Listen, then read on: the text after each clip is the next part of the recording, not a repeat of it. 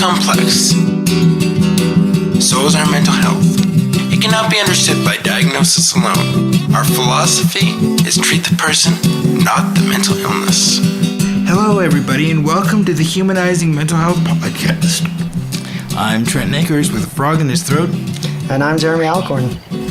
If you've been listening to us for a while, a topic that has been brought up frequently is the importance of attachment relationships and how changes or disruptions in attachment can impact our mental health.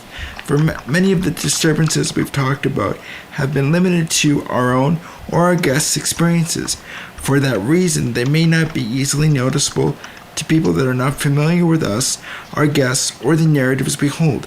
Today, we will continue to examine the importance of attachment. However, we will be widening our lenses and talking about an issue with profound ties to attachment on a wider ranging scale. This matter has great historical significance that continues to impact many individuals, families, and communities across North America. However, as we are recording this podcast, this issue has also currently been receiving a significant amount of attention across many different media sources here in Canada. Today on the HMH podcast, we will be discussing the topic of intergenerational trauma and how it has impacted the Aboriginal peoples of North America. To aid us in unpacking and understanding this multifaceted and systemic issue, I'd like to welcome to our podcast a friend of mine and a former classmate of my master's program, Audra Foggin. Hi, Audra. Hi, Trenton. It's so good to hear from you, and thank you for having me. Oh, well, it's great to hear from you too, and I'm really glad that you were able to take the time to talk to Jeremy, myself, and our listeners about this really layered subject. To start off, can you tell my co-host and our listeners a bit about yourself? Certainly. I would really appreciate that opportunity, and thank you again. I am a 60s scoop survivor, meaning that I'm one of those Indigenous children that was part of the large-scale removal or scooping of Indigenous children from their homes, communities, and families of birth, or their biological families, through the 1960s, and adopted into mostly non-Indigenous middle-class families. And this happened across the United States and Canada and even farther abroad. So this experience has left many of us with a loss of cultural identity, family, emotional separation. So the fact that you're talking about attachment theory, it has very much to do with my own experience. So yes, absolutely. I'm a grandmother, a kokum. I am a Nihiawisqueo, meaning I'm a Cree woman. And my Indigenous name is Isiniasqueo, or Stone Woman. So, yes, it's been a long journey, to say the least. Yeah. And I mean, just as I'm hearing how you describe yourself and sort of the depth and breadth of basically who you are, the multiple identities you hold, and really how intergenerational trauma has been experienced by a wide variety of people in many different ways. One of the first questions that I think would be really helpful for our listeners is, how do you really define and understand what intergenerational trauma is? Oh, absolutely. So this is a very, as you have said, multi-generational piece, but it's passed down from grandparent to parent to myself. And for sure, in my process, intergenerational trauma is not only cellular, but kind of reaches into all aspects of emotional, physiological, and emotional processes. And if we're talking about, attachment theory, or what was originated with John Bowlby, I guess a British psychoanalyst, it was really the distress of being separated from our families, and that can be passed down from parent to child. And so much of this has really impacted my life. So when you look at intergenerational trauma as a reality for many people, and not just, I'd like to point out, not just Indigenous people, but people who have been impacted by separation through colonization.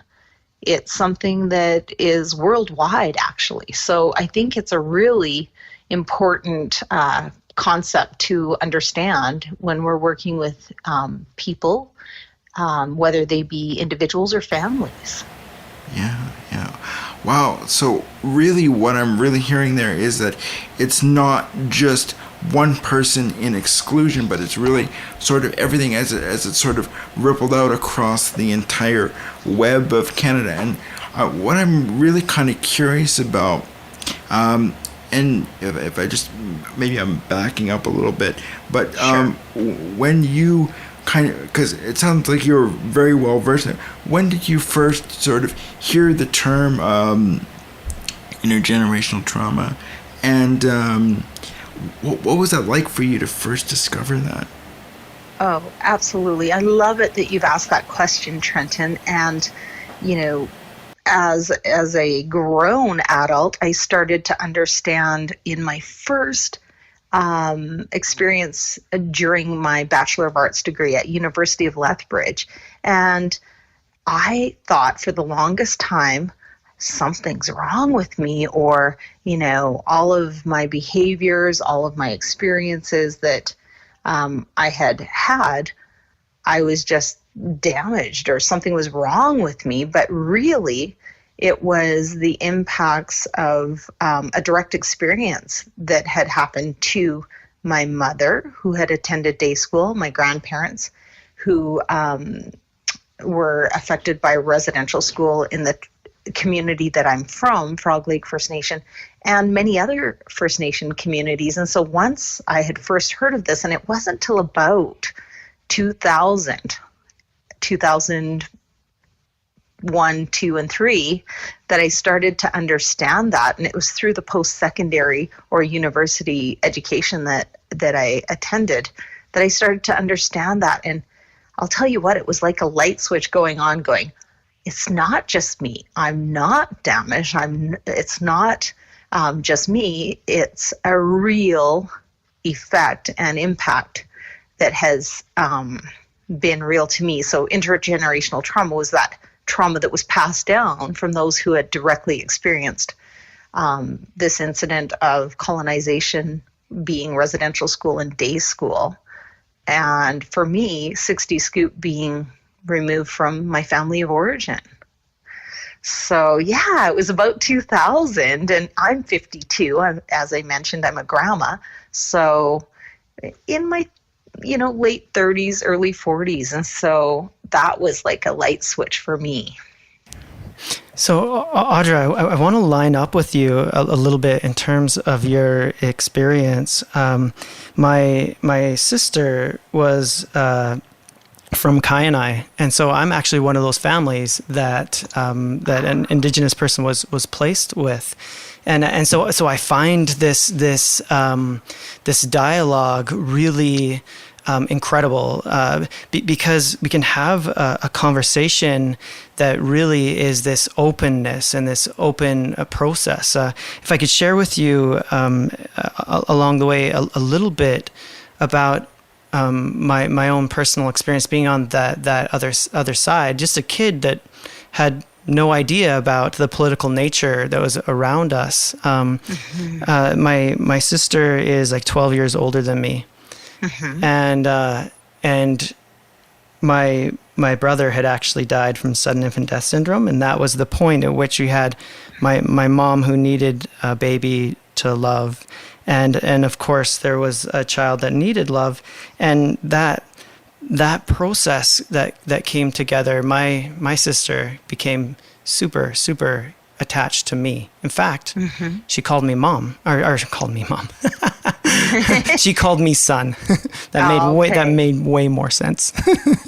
And as I looked back on this and to start to understand that attachment being so critical, and that understanding her better as I went to school. And I started to understand what residential schools, what happened there, and what the 60s Scoop was. Then I had these different conversations with the rest of my family, in which they would talk about things that were related to indigenous culture and indigenous, some of the concerns that were happening for the population. And my comments were, you don't understand. Excellent. Well, I couldn't agree with you more, Jeremy, because I think there's a lot to understand about what it means to have that separation from a primary attachment figure, or like that person who provides basically care or support or protection. And, humans are very much mammalian. We can't feed ourselves. We can't take care of ourselves. And so that attachment figure or that protection figure is so important for survival at the very base, right? Yeah. So I think that you've really hit on something that's important, because, when you go back to intergenerational trauma and looking at, that's that trauma that gets passed down by those who directly experience an incident from those prior generations, it's really important to note that, it is a real thing. And although it's very abstract, it's not like a broken leg where we can, put a cast on it, we can heal it, and it's very tactile. It's something that we don't see, but it is very real.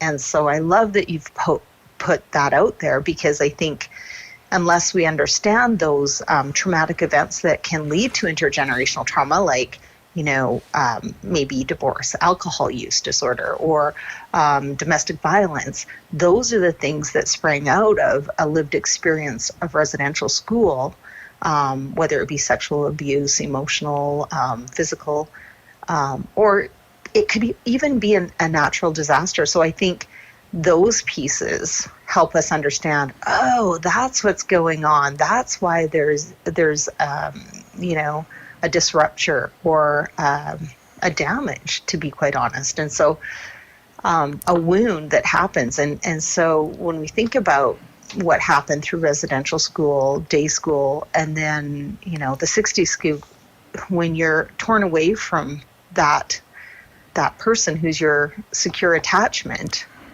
it's like, how do we heal and how do we move forward in a good way? Because that's a hard thing to overcome.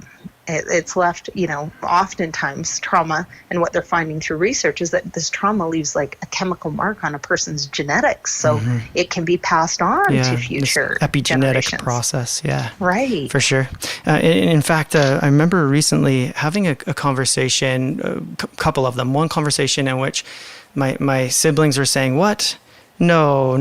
And this wasn't necessarily all of my siblings, but saying, why does she get money from this class action lawsuit? And they're saying, this isn't okay. Like, she had a healthy home. And it's like, well, that's actually not what that's about. That's not what it's about at all. It's not about whether our home was healthy or not. We didn't have abuse in our home. That's not what it was about. That she was a part of a group of people who there was an entire country that attempted to assimilate them by removing them from their culture. That is what this is about. Absolutely. And so when you go back to the Indian Act and you mentioned the word assimilation, I think that's really key to take into account, because I think sometimes families may see it as a sign of weakness or have challenges with understanding this and saying, hey, we were a great family. And I can relate with what you're saying, Jeremy, because my adoptive family, who was non-Indigenous, was really great to me, like super wonderful.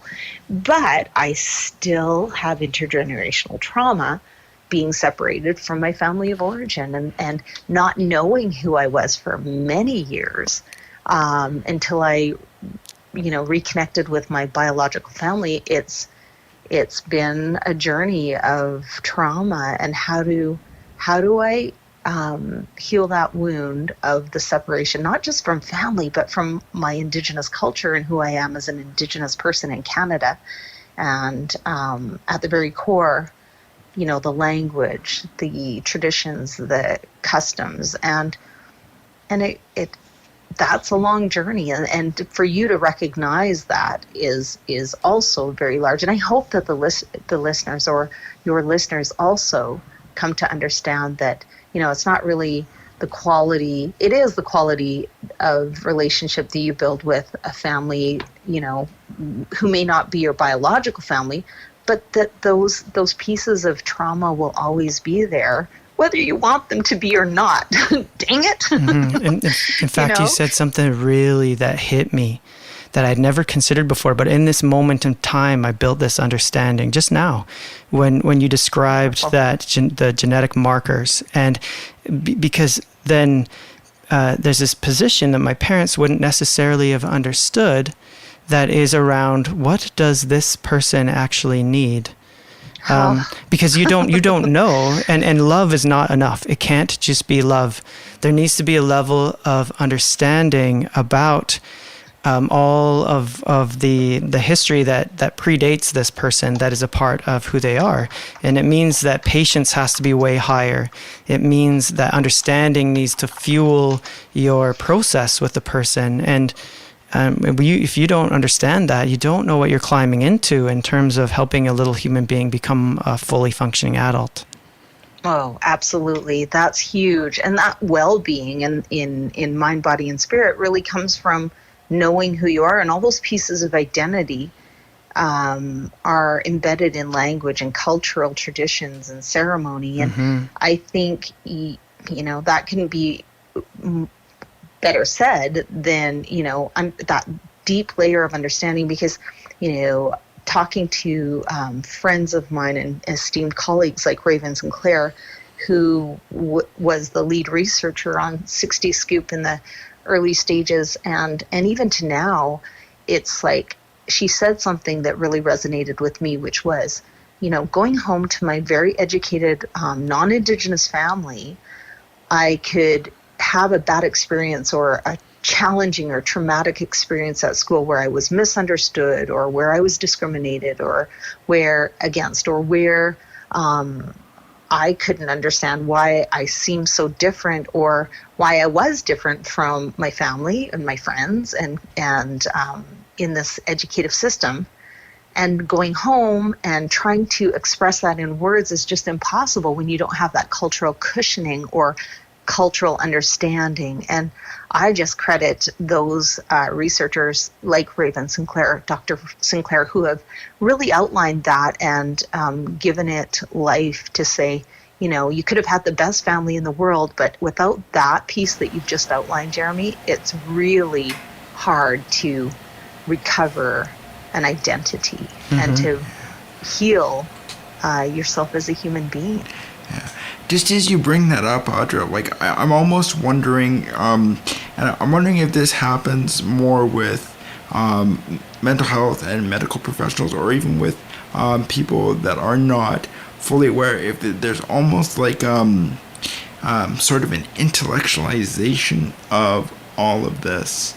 Because you had mentioned your one friend kind of going home to the very to their family that's very well educated, and it's sort of the idea of, okay, that's experience, and they're kind of looking at it from a bird's eye view rather than really what is it like on the ground, and then how does that really impact persons when they're trying to even discuss it with a professional about, this is what I've experienced.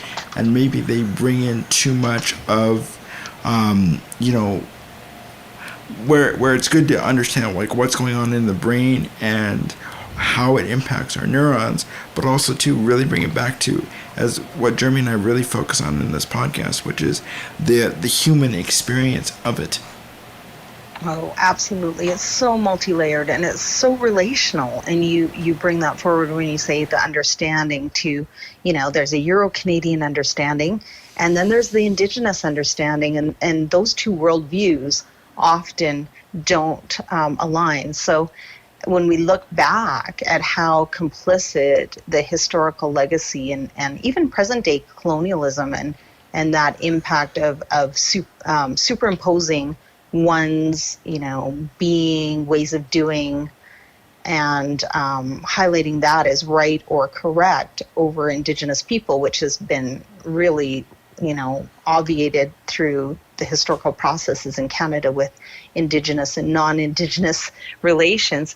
I think that has to be understood. And in the medical community, for sure, I think, oftentimes that access to options, opportunities, our control over our being as individuals or communities is often, we're apprehensive as Indigenous people because that process has really made or, like I say, make or break. Our morbidity has been a make or break situation. So oftentimes medicalization in the Western view of the biomedical model often represents colonialism itself, right? So I think we have to really decolonize our minds or go into what does it mean to be Indigenous, and how some stretching as individuals and as communities and as professions into what does it mean to be Indigenous, and what is Indigenous epistemology or ways of knowing mean or look like, and why might it be so different than the ways Eurocentric knowledge has presented itself and impacted on everyone in Canada. So I think you've raised a really great point there. And for sure, when we look at therapeutic alliances and what that means, we have to go to our own positionality and recognize where we're coming from as an individual, and from our communities and from a professional view, and really keep it into context, put that into context. And I guess the best ways to do that I would suggest is really taking some cultural humility and maybe even, checking ourselves and giving some divestment of power to what we think we know, and being okay with unlearning what we think we know in Canada. Yeah, in fact, in a lot of ways, that's really what our foundation to create this podcast was all about. Was I had experiences working in the health region in which I was like, we're not on the right path. If we were getting things together and understood what processes needed to happen for people's wellness, people would be getting better.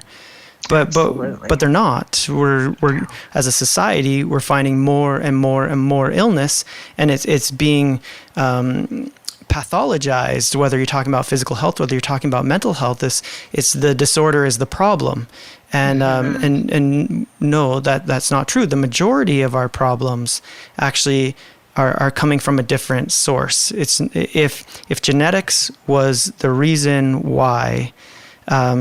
People say with an addiction issue, have that addiction issue, then the amount of the explosion of addictions that has been over the last 20 years, that would have taken 1,000 years for genetics to cause that level of mutation. It can't be the primary cause. Absolutely. And I think giving some credence or giving some space to us as Indigenous individuals and communities to say, we know what we need. We know that we had systems, whether they be, justice systems, health systems, educative systems prior to contact. Then, we go back to that and start, decentering whiteness and white privilege and, all these heteronormative ways of being and doing.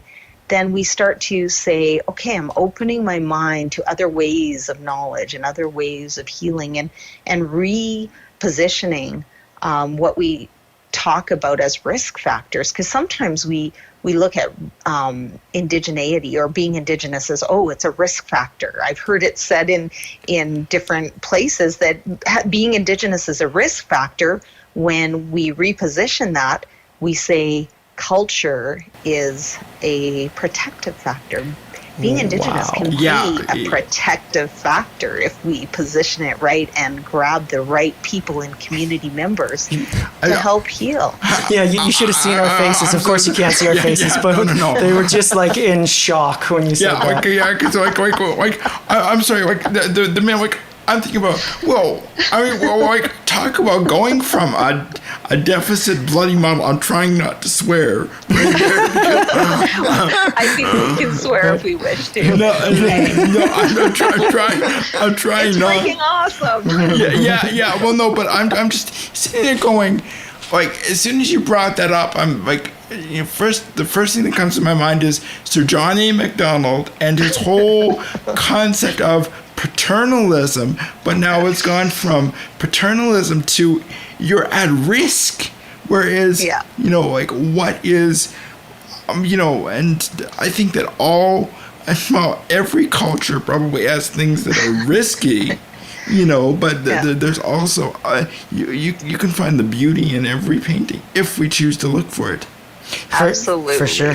We just need to get out of Indigenous people's way. We honestly, the more I learn about myself, my culture, and my community, I'm like, they've got it. The answers are always in the community, Trenton and Jeremy. I think when we look at communities, like you really pointed that out well. You said, when we go back to John A. Macdonald and, that coloniality, when we look at patriarchy and we look at capitalism and then we talk about risk factors, if we just get the hell out of the way of Indigenous people and communities and support them as good allies and decolonize, getting rid of what we have been trained or almost like programmed to believe is right, or, centering whiteness, our roles as human beings and our roles as professionals can be beautiful because we can have things happen that we wouldn't have even imagined could happen in the way of healing,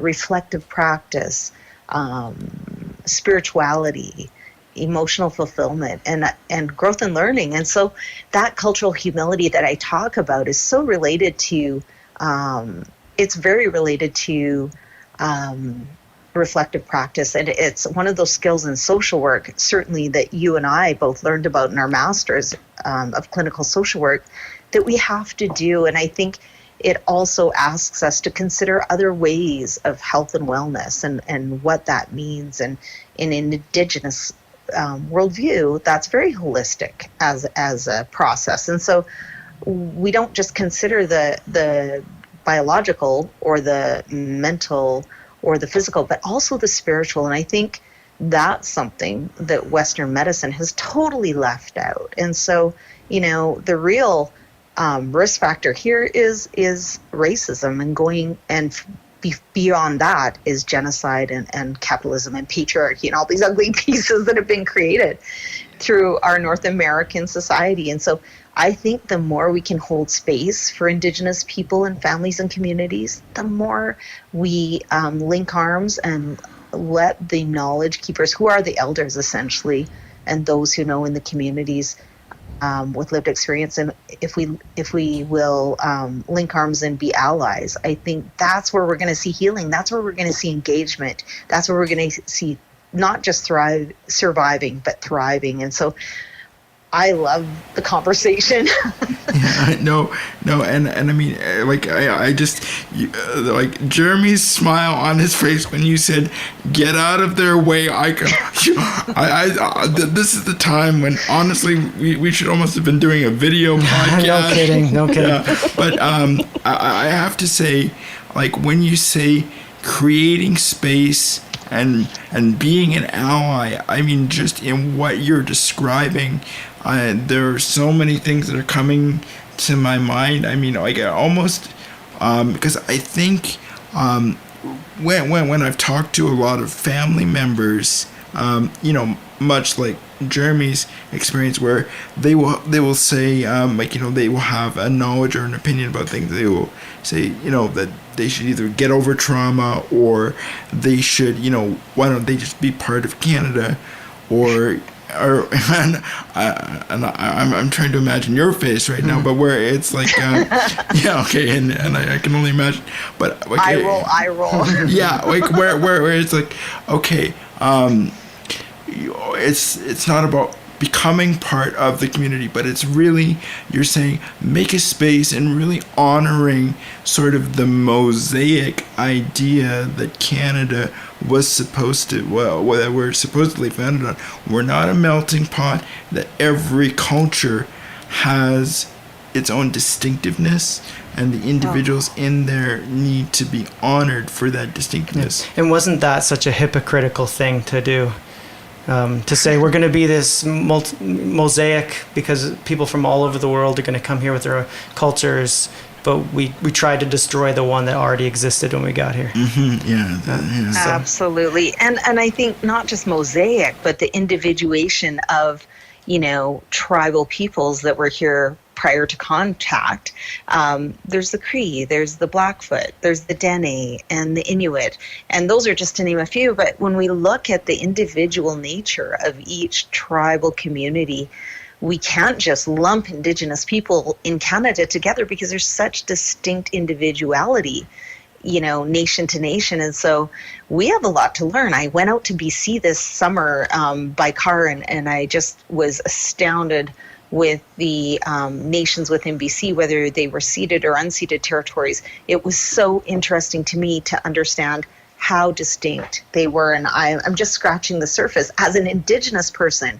So I think we all have so much space and room for growth and development with learning and unlearning what we thought we knew about Indigenous people. And so I love that we're having this conversation. Yeah, and I mean, just as you bring that up, this is a quote that I often use by some people would say a very unlikable man. This is a quote from Dick Cheney, but I like this quote. There's things that we know, there's things that we don't know, and then there's things that we don't know that we don't know. Which, I mean, he was using that in terms of 9/11, but I always like to take that as sort of a stance of you're always to be a student and to always be learning from other people. Which you're one of the most knowledgeable people that I've ever met on Indigenous people. So that when you're saying I'm still learning, like that just says that we should all still be learning. We should also have that level of patience and kindness for everybody. Yeah. In fact, there's something that stands out to me. A couple of things that you said. One was when you said get out of their way. I just couldn't help but just glow from the inside out because the number of times that there's this thought around we need to fix the Indigenous problem. I'm like, what? What are you talking about? You're coming from the wrong position altogether. You don't even know what you're talking about, because whether we're talking about a community healing, whether we're talking about my history, I worked with the Canadian Forces, whether we're talking about a soldier, the injuries that happen are inside them. You can't see it because the traumatic events are not the trauma. The trauma is what happened inside them. And to heal that is something that can't just be filled from the outside. Absolutely. And I think, even though we have and are starting to understand what intergenerational trauma is as Indigenous people, I think we have to keep in mind, across this country that we can have intergenerational trauma, but we can also have intergenerational wisdom and intergenerational ability to heal, because I think we're showing that. Like, the fact that we're still here as Indigenous people is astounding, given all of the traumas and all of the impacts of colonialism, residential school, down to, from the Indian Act incepted, and all of these pieces. I think we are starting to see that there's a huge strength in Indigenous people. And, given that you mentioned soldiers having, obviously, at some point you will have a psychiatric disorder that's called post-traumatic stress disorder. And so this occurs in people who have had witnessed a traumatic event. And so I think we would be amiss to not go to the point of talking about the 5,000 that are found and growing across this nation. Yeah. Elders have always told us there's children buried because they've witnessed it. They've seen it. Mm-hmm. They've unfortunately experienced other classmates who had died at the hands of the people they were supposed to trust the most. Now, I don't know what that would be like, and hopefully you don't either, but I think that when we look at the elders that we have that are still alive and the wealth of resources and wisdom that they have, I think we have to absolutely get out of their way and also give them space within every institution, whether it's the justice system, whether it's the educational system, the health system. And we're starting to see that. So I couldn't applaud that or get behind that more than ever, because I think now is the time, and I think Canada and North America is starting to wake up slowly to this piece, because we can say just get over it, but how do you get over something so tangentially and like very real as what we're seeing uncovering and uncovered? And so my thoughts, I mean, I cried for weeks when that came out, and the news of to Kamloops and calluses, and we're seeing it at Blue Quills and across the nation. And so I think we have to link arms, and there's no other way for us to heal as a nation. Together we're stronger. And so I think the fact that we're talking about intergenerational trauma, we have to really give credence to what has happened here, because this is a large amount of PTSD for Indigenous peoples, but it's kind of a communal vicarious trauma to hear it again and again on the news. And what's your part in this? So my question, I guess, if I could throw out a question or maybe even a challenge to everybody, is what's your part in this? What are you willing to do to create healing and space for Indigenous peoples to heal? Yeah. And I think that's a wonderful question to ask our listeners, and I really are really connected with the fact that, not only of that question, but just also of the fact that you talked about, and I think really set in motion that this impacts everybody, and that this is really a time for Canada and a really momentous moment where we can come together and be allies and be supportive of all people, no matter the experiences that we've all had. Absolutely. And I think you mentioned two keywords, kindness and compassion, or kindness and empathy. And I think that's a piece that we can all, do more of. And also, once you see the change that it makes in somebody's life, and you see the progress that it makes, or the impact that you can have with kindness and compassion, I think as a society, we can do better. And I know that it's made a difference in my life. When we go back to my early childhood years, I was adopted in about 1971 when I was just about 2 years old. And some of the healing processes that helped relieve some of my trauma was horses. And that was a protective factor. And then having someone encourage me and support me. And while they didn't have the cultural connections, they created space for me to grow and gain confidence as a human. And I think at the very base, when we start to do that, whether we're an ally, whether we're a community member, that's huge for anyone, and certainly has made a difference in my life. And can I do a quick mom flex? My kids are going to be so dismayed and probably like just be annoyed. But I have 3 wonderful children, and I have 2 grandchildren. And sometimes decolonization is just that reclamation of being able to say, I love you. You're awesome. You're going to go far. And so supporting and having a healthy family is so valuable to me. And it's been a long process to get to that point, because I certainly have had my challenges of being disconnected from Frog Lake, and my family and my mother and my father. But regardless, my boys have gone on to law school. My daughter is a hairstylist and then gone into some administrative work. And I'm just so proud, because it's been a long, long journey to get them to the point. And hopefully they've still felt some effects of intergenerational trauma. Nobody's perfect. Nobody's coming out unscathed. But I'm really proud of them and their process. And as a mom, I'm just so happy for them. And, part of the decolonization piece is reclaiming our space in society and getting what should be and I don't want to sound entitled at all, but taking what's rightfully ours and taking our place in society as healthy humans. And I just think the more we do that, parenting, it's the hardest job in the world. But I think when we give that some space and say, when we're in the helping professions, parenting is the hardest job in the world. And so how do we support people who are having challenges when impacted by intergenerational trauma? Because we don't want to pathologize people. Because for me, for the longest time, until I found the right counselor or clinician who knew about intergenerational trauma, understood it, and gave me space to say, hey, no, it's not that you're, pathologically damaged. It's all these impacts that happen through history or historical processes that have impacted you to have the reaction that you're having.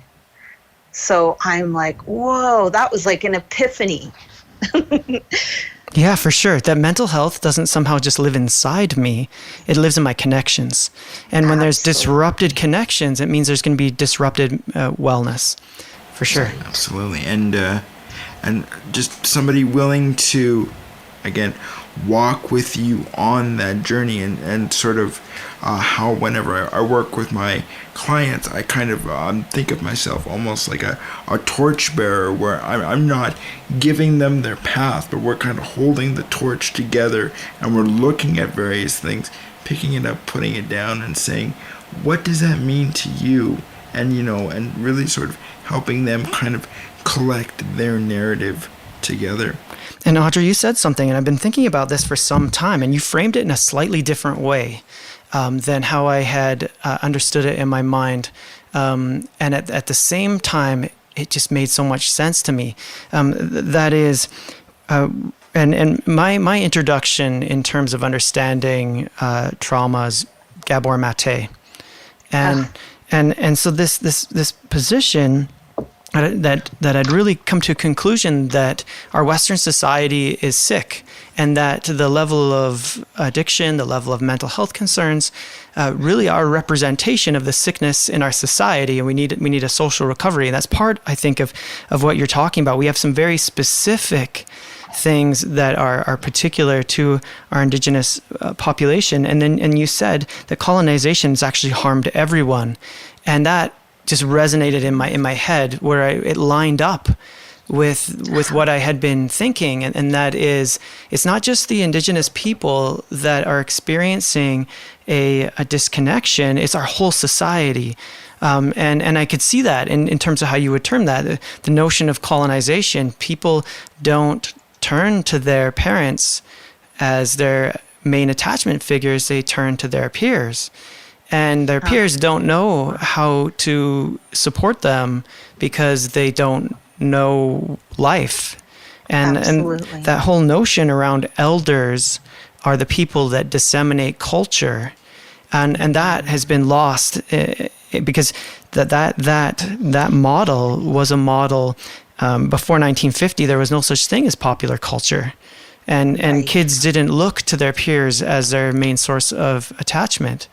Excellent. Yeah, absolutely. And I couldn't agree with you more, Jeremy. I think that the devaluation of our older population is so evident in the way that we treat them. And we saw that through COVID-19 and the disconnect. And for sure, I think that the more we grab onto those connections, the better it is. And going back to what you said, Trenton, around walking with someone through that and drawing in Gabor Mate, it's not really something he said really has resonated with me, and that I share with students that I teach in the social work classes that I teach, is not what's wrong with you. The statement in our culture is often, what's wrong with you? Rather, it's what happened to you. Let's ask what happened to you. And once we understand the stories and the lived experience, we can better walk as allies and better walk as, supporters in a therapeutic alliance through what has happened. And so one of the things that I've done, and often I think kind of puts someone kind of off-footed, and that is if something has come up and they're talking about issues that are associated with Indigenous population, I'll say I'm a treaty person, and then all of a sudden they're staggering back with their words, right? I'm like, oh no, I'm not Indigenous. A treaty exists between two peoples. I'm actually, that treaty gave me rights in Canada. And this is important, because you got to recognize that we made agreements, and those agreements are binding. And do you want to just not live up to the agreements that had been made? Because that's not okay with me. I have these rights because I made an agreement, and I want to honor that agreement. Oh, awesome. I'm glad that you touched on treaty and treaty people, as we often conceptualize, well, Indigenous people are treaty people, but so are non-Indigenous people, because all of our ancestors signed those agreements to live or coexist, especially coexist from an Indigenous perspective. And two of the main values or pieces of worldview for Indigenous people are relationality. I exist in relation to you, and you exist in relation to me. And then reciprocity. I do something for you. What do you do for me in that relationship? And how do we coexist peacefully? And that certainly hasn't been the case in Canada. We're starting to maybe understand it better and also take on some responsibility. So I love that, Jeremy, that you've said, you're a treaty person, even though you're non-Indigenous, because that's key to fixing what's wrong in Canada. And so sometimes I think from the state of coloniality, whether it's white privilege or heteronormativity, or the advantages of having one knowledge system that's been given precedence over our Indigenous ways of knowing and being, I think sometimes it has created, we know it's created an ontological or sort of racism and stereotypical views, but I think to decolonize, it's accepting that we are treaty people and that we do have a relationship. And part of that has been part of my lived experience. People say, whoa, you got your education for free. That must have been nice. And I just stop in my tracks and think back to my U of L Native American Studies courses, where we were very well informed through that process that treaties were signed. We, as Indigenous people, agreed to share the land and coexist with newcomers to this country in exchange for the Queen covering our education, or extending that education, the colonial education, to all of the Indigenous progeny of the people who signed the treaties. So I think the way that that's framed is so important to, just take a pause and understand that. And then also the medicine chest was also part of the treaties, that each Indigenous person would have their health handled by the Queen and her servants, or servants, that's a very colonial word, let's say, her workers, or her what's another word? I'm lost for words right now, but for sure. I mean, that's the wordage right? that the treaty itself used. That's the wording. Still, it's like, how do we provide that in relationality, in reciprocity? There's some great books that are out there. Braiding Sweetgrass by Robin Wall Kimmerer. And the textbook that I use is Cindy Baskin's Strong Helper Teachings, which is the value of Indigenous knowledge in the helping professions. And it really starts to help us conceptualize some of these pieces. And certainly they're not easy to practice, because we're stepping away from the Eurocentric notions of what every system has been set up in this country by, rather than recognizing how Indigenous ways of knowing can benefit. So I love that, some of the pieces that you've brought forward, how vital those are to expanding our minds around power and privilege and impositions of this country. And so the way we'll decolonize ourselves is just by understanding and seeking to understand. So thank you for that. Yeah. Well, actually, Audra, as we're kind of getting close to wrapping up here, you actually took my last question that I was going to ask you, because I was going to ask you, what are some further resources that people could look into if they want to know more about Aboriginal peoples and about intergenerational trauma? You've already listed a few. Are there more that the general public, if they're interested, could access as well? Absolutely. I would suggest Seven Fallen Feathers by Tanya Talaga. And this is really a great read. There's also a classic, which is Half Breed by Maria Campbell. And, there's so many. You can just Google is your uncle as far as wanting to understand what's out there as far as reads. One of the books that I use in one of my classes is 21 Things You May Not Know About the Indian Act, Helping Canadians Make Reconciliation with Indigenous Peoples a Reality by Bob Joseph. Okay, that is on my reading list, so that is now moved to the very top. Thank you very much. Fabulous. Yeah. And, Five Little Indians by Michelle Good is also a great read. And it's really about residential school survivors and how they come to terms with the past. And, there's so many.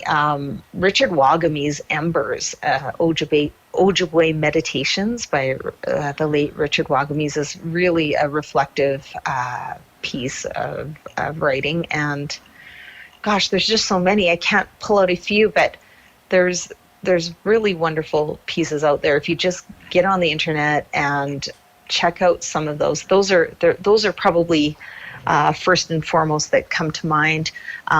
Something that I think we have to recognize in this country is that the incarceration system. One of the books that I've read recently is called Policing Black Lives, and although it's referring to African Americans in Canada and coming from slavery to the present, Robin Maynard writes about what the RCMP meant in Canada for Indigenous people, which was basically to just get us out of the way so the country could be settled when it was already occupied, and it wasn't done well. And so we see that policing still going on today, whether it's the child welfare system, whether it's incarceration, the justice system, or, even in education and in many of the other institutions. I think we have to understand that if we go way back, I start each of my classes with a transatlantic ship that brought stolen people to this land. And when we really think about Canada, Canada was built on stolen land by stolen people. Wow, and that and so many things that you've said that I think that's a powerful note for us to kind of slowly transition off of. Just as a final question that we usually do for all of ourselves and our guests, what is your one big takeaway message or takeaway thought from our conversation today? Oh, goodness. I think that Indigenous people have intergenerational wisdom and ability to heal. Even though we've talked about intergenerational trauma, I went to the Sundance this summer at Frog Lake, and I was so impressed with the community, with the ceremonies, with the people, and the sense of communal kindness, respect, love, all of that. And that's what's going to heal our people. I think the healing will be done with what's happened and what we've seen over the past year with all the horrendous findings. I think what we're going to see, and I think what we need to support, is Indigenous healing will happen, but it will be done and led by Indigenous people, and that's powerful. That's beautiful. Yeah. No, thank you very much. Yeah. Yeah. So on that note, So a big takeaway for me today is understanding the concept that had been sitting on me of seeing that that there's this disconnect that is happening with people and their tribe, and realizing, oh, colonialism actually is at the root of all of that. Absolutely. Huge. Yeah, absolutely. Yeah. And I agree. oh, and for myself, I just, one big thing that you said for me that I think I will take away from this is just sort of the that we're all impacted by intergenerational trauma and the events that take place, and we all need to give each other time and space for healing and that sort of connection to come through. I would say one thing about that, and that is we're not necessarily all equally affected. That there's some segments of society, particularly the indigenous population, that are direct descendants of things like residential schools and so forth. The rest of us, I do think as well, that we are impacted. It's more subtle. And sometimes that subtle impact is dismissed. And it's important that that isn't dismissed either. It doesn't take away from the clear issues that are directly impacting our Indigenous people. And at the same time, we got to recognize that as a society, we got to heal. No, absolutely. And thank you for clarifying that for me. I guess I made that statement a little bit bluntly. No, I just think that just making sure that we have clarity that that impact isn't all equal. Right. And can I just make a statement on, you said our Indigenous people, that's a colonial term. And like, I have to catch myself, and we're all learning, right? So, and even elders who are 80 and 90 say, I'm still learning. And it just like brings it back to me that, you know, unless you're from an Indigenous community, don't say our Indigenous people, because even in politics, they often say our Indigenous people. And so unless you're from the Indigenous community, you just say Indigenous peoples. So there you go. And I can just like humbly say that, because I am so appreciative of both of you, because you're clearly allies. You're clearly doing the work. You're clearly learning and growing and supporting Indigenous voices to have space, as you've done for me today. So I just want to thank you so much. Well, thank you. Yeah. Well, I can speak for myself, but I thought that this was an absolute pleasure. What about yourself? Oh, Jeremy? yeah, that was incredible. Thank you very much for joining us. Yeah. Well, on that note, on that note, thank you once again, Audra Foggin, for coming in and speaking to us today on the Humanizing Mental Health podcast about intergenerational trauma and Aboriginal peoples. And we'll catch you all next time for our next discussion. All right. See you later, everyone. Bye. Take care. Bye-bye. This podcast is intended as general information. We are glad that you joined us today. We hope this message has been as meaningful to you as it has been to us.